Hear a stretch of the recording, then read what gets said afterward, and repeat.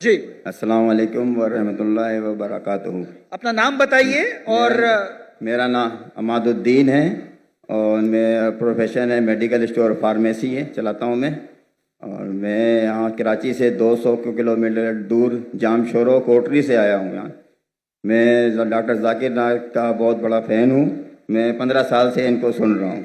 जी, सवाल बताइए प्लीज। हाँ, सवाल ये है मेरा कि हमारे कुरान की आयत है अल-राशी वल मुर्तशी किलाहुमा फिन्नार, रिश्वत देने वाला और रिश्वत देने वाला दोनों जहन्नमी हैं। तो हमारे मुल्क पाकिस्तान में काफ़ी इदारे हैं, मैं इदारे का नाम लेना नहीं चाहता, और हिंदुस्तान में भी होंगे और मवाली मुल्क में भी रिश्वत देते होंगे। तो हमारे मुल्क में यहाँ बहुत एक छोटी सी काम की वजह से रिश्वत देना पड़ जाता है, ना चाहते हुए भी। तो फिर इसके लिए हमें क्या करिए? दोषी कौन है फिर, हम या जो जिसको दे रहे हैं वो है? भाई साहब ने कोई कुछ चीज़ अरबी में कही और कहा कुरान में लिखा रिश्वत देने वाला और रिश्वत लेने वाला जहन्नम में। मैं इसी कोई कुरान मजीद की आयत नहीं जानता हूँ, हदीस में लिखा हुआ है। कुरान मजीद में जहाँ लिखा है रिश्वत हराम है वो सूरह बकरा है, सूरह नंबर 2 आयत नंबर 188। अल्लाह ताला फरमाते डोंट यूज योर वेल्थ, आप अपनी दौलत का इस्तेमाल मत करो हाकिम जज को अपने जजमेंट से तब्दील करने के लिए ताकि आप दूसरे लोग की दौलत खा सके। Do not use your wealth as a bait for जजेस in order to eat other people's wealth. ये कुरान की आयत है, सूरह बकरा सूरह 2 आयत नंबर 188। ये जो बोले रिश्वत लेने वाला देने वाला नार में है, हदीस है, कुरान की आयत नहीं। जी सॉरी सर। आप समझे ना? जी सर। तो अरबी में आपने क्या बोला मैं समझा नहीं। हदीस में आता है, कुरान में भी रिश्वत हराम है, हदीस में भी आता है, लेकिन ये हदीस में कहा नहीं निकलेगा नार में जाएंगे। ये लिखा है कि आप अपनी दौलत को इस्तेमाल मत करो जज को बेट देने के लिए, रिश्वत देने के लिए, बेट रिश्वत देने के लिए, ताकि आप दूसरे की दौलत खत्म कर सके। सूरह बकरा सूरह नंबर 2 आयत नंबर 188 188। आपका सवाल था क्या रिश्वत देने वाला गलत क्या रिश्वत लेने वाला गलत? ये सवाल था आपका। जी सर। दोनों? जी सर। दोनों गलत, लेने वाला भी गलत देने वाला भी गलत। बहुत मजबूरी होता है कि इस वजह से देना पड़ जाता है सर, वरना काम नहीं होता। छोड़ दो काम को। आमतौर के ऊपर रिश्वत देना हराम है, लेकिन ये आयत का आप मुताला करेंगे तो कई उलमा कहते इसमें लिखा है आप रिश्वत मत दो अगर आप किसका माल हड़प कर सके, तो कुछ रिश्वत जायज है। कुछ मिसाल के तौर पे आपका लाइसेंस नहीं बन रहा है और आप जानते हैं मैं गाड़ी चलाना जानता हूं, ये हर टाइम मुझे फेल करता है। जी सर। उसके उसके पहले मिसाल दूंगा, मैं पहली बार जब पाकिस्तान आया था 1991 1991 में आया था मैं, तो मेरे पास बहुत लगे था, किताबें थे, कुरान थी, तो मैं ट्रेन में चढ़ा, ओवरवेट था, तो टीसी आता है, टिकट। उस टाइम तो कौन जाकिर नायक को जानता ही नहीं था, आज तो माशाअल्लाह जाऊंगा तो सब पहचानेंगे। उस टाइम कौन जानता ही नहीं था, टिकट ये क्या है, वजन करो ज्यादा हो गया। तो कूली मुझे बोला भाई साहब। जी सर। कूली ने बोला भाई साहब मुझे 50 रुपया दे दो मैं पास कराऊंगा। मैं बोला रिश्वत गलत है। तो वो टिकट वाले ने मुझे अंदर लेके गया, मैंने मेरी दावती काम शुरू किया। बाहर निकले, वो उसने कहा, वो टिकट कलेक्टर ने, एक शर्त पे आपको छोड़ूंगा, आपको मेरे साथ चाय पीना पड़ेगा। तो मैं बोला ठीक है।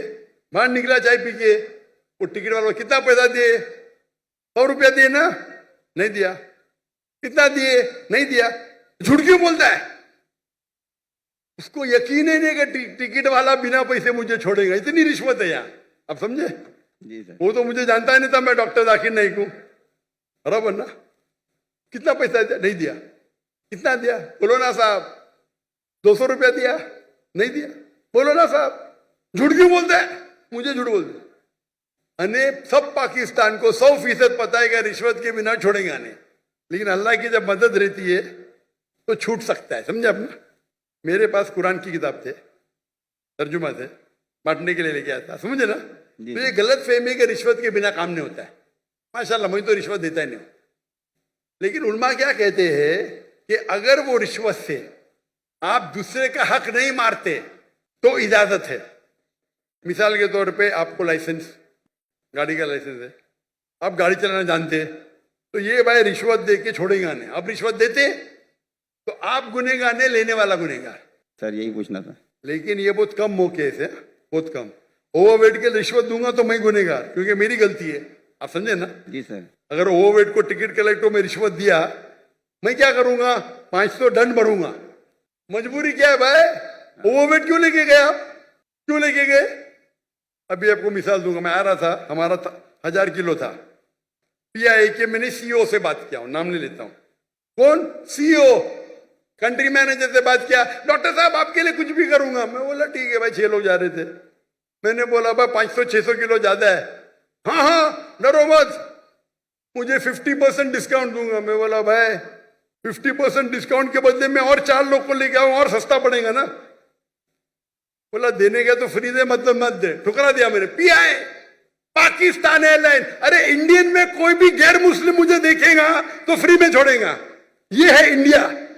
गैर मुस्लिम डॉक्टर जाकिर नाइक को देखेगा, 1000 किलो 2000 किलो छोड़ देता है। ये पाकिस्तान है।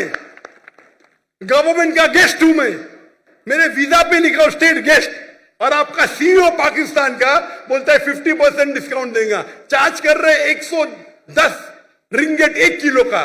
मुझे इतना दुख हुआ कि पाकिस्तान में मैं आ रहा हूं, doctor Zakir Naik state guest है, और वो 300 किलो छोड़ नहीं सकते, बोलते 50% डिस्काउंट देंगे। मुझे नहीं चाहिए तेरा डिस्काउंट। मैंने 6 लोग और लेके आया, मेरा सामान लेके आया।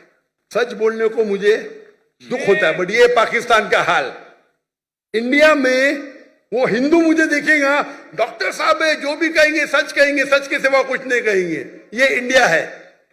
आज के तारीख में भी मोदी गलत है, इंडियन नहीं। इंडिया गलत नहीं है, मोदी गलत है। मोदी आज है कल नहीं रहेगा। जो इज्जत मुझे इंडिया में मिलती है, पाकिस्तान के लोग चाहते, मुझे ये कहता हूं मैं, चाहते पाकिस्तान के लोग मुझे। नारे तकबीर, जाकिर नाइक से रिश्ता क्या? ला इलाहा इल्लल्लाह। जब हम दावत करते हैं ना इंडिया में, हिंदू लोग मेरे पांव छूते। मैं बोले भाई गलत है, भाई हराम है।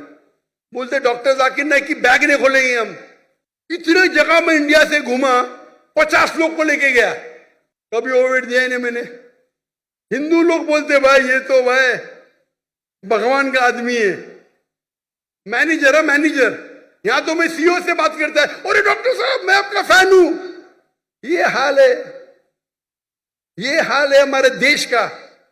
एक स्टेट गेस्ट आ रहा है, शूटिंग करने के लिए सामान लेके आ रहा है। इतनी अफसोस की बात है। पैसा कुछ नहीं है भाई, अफसोस होता है कि ये हाल है हमारे देश का, पाकिस्तान का, जिसको मैं दिल से चाहता हूं। मैं अगर हिंदुस्तान की हिजरत किया वो सिर्फ मोदी की वजह से।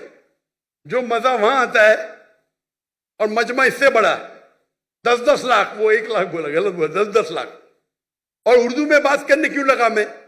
मेरे बॉम्बे के पुलिस कमिश्नर बोलते जाकिर भाई, वो जाकिर भाई बोलते एवरीवन लव्स यू, लेकिन मैं आपसे नाराज हूं। मैं क्यों नाराज है भाई? आपका मैसेज आप हिंदी में देना चाहिए, उर्दू में क्यों? आपके चाहने वाले इतने, आप उर्दू में तकरीर करो तो मैं खुश होऊंगा।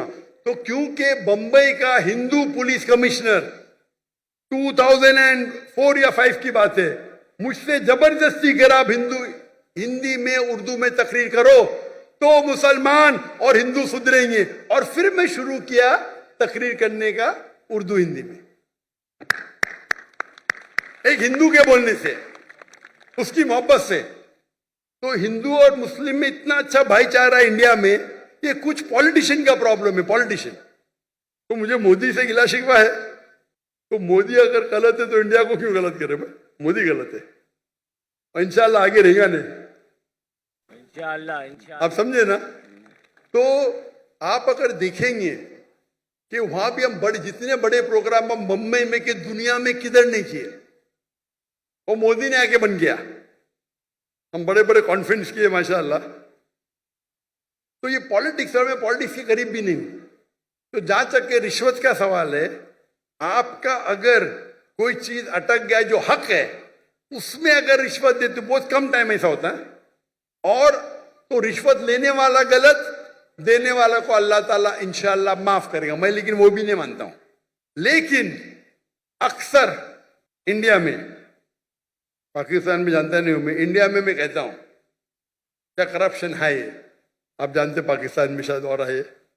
कोई भी मुस्लिम अगर 2 लाख रुपए से ज्यादा कमाता है और धंधा करता है, 95% वो हराम करता है, रिश्वत देता है।